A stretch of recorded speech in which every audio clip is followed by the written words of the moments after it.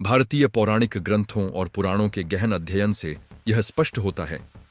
कि स्वर्ग के अधिपति और दिव्य शक्तियां भी सार्वभौमिक कर्म के सिद्धांतों से ऊपर नहीं हैं, और यही वह मानवीय जटिलता है जो भारतीय दर्शन को विश्व के अन्य दर्शनों से अद्वितीय बनाती है। अक्सर हम देवताओं को पूर्ण और दोष रहित मानते हैं, परंतु यदि हम इंद्र के चरित्र का अवलोकन करें तो हमें झांत होता है कि देवराज का पद केवल शक्ति का नहीं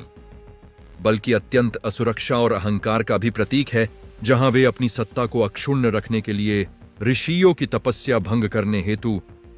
अप्सराओं का प्रयोग करते हैं और सत्ता खोने के भय से निरंतर ग्रस्त रहते हैं। महर्षि गौतम की पत्नी अहिल्या के साथ इंद्र द्वारा किया गया छल उनके चरित्र के उसी अंधकारमय पक्ष को उजागर करता है, जिसके परिणाम स्वरूप उन्हें न केवल अपमानित होना पड़ा बल्कि ऋषि के श्राप के कारण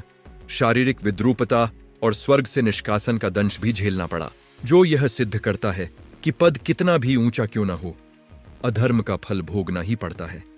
केवल इंद्र ही नहीं अपितु स्वयं जगत पालक भगवान विष्णु भी कर्म के इस अमिट चक्र से अछूते नहीं रहे हैं। जब उन्होंने धर्म की रक्षा हेतु भृगु ऋषि की माता का वध किया, तब उन्हें ऋषि भृगु के उस कठोर श्राप का सामना करना पड़ा, जिसने उन्हें बार बार मृत्युलोक में जन्म लेने और मानवीय दुखों को भोगने पर विवश किया। इसी श्राप के प्रभाव स्वरूप त्रेता युग में मर्यादा पुरुषोत्तम श्री राम के रूप में अवतार लेने के पश्चात उन्हें माता सीता से दीर्घकालिक विरह का अत्यंत मर्मांतक कष्ट सहना पड़ा, जो इस सत्य को प्रतिपादित करता है कि परमात्मा जब जीवात्मा का रूप धारण करता है तो वह भी प्रकृति के नियमों और कर्मफल की बाध्यता से मुक्त नहीं हो सकता। पुराणों की ये कथाएं हमें यह संदेश देती हैं कि स्वर्ग का सुख भोगने वाले देवता और सत्य का अनुसंधान करने वाले ऋषियों के बीच मौलिक अंतर केवल आत्म संयम का है। जहां देवता अक्सर अपनी इंद्रियों और सुखों के वशीभूत होकर विचलित हो जाते हैं,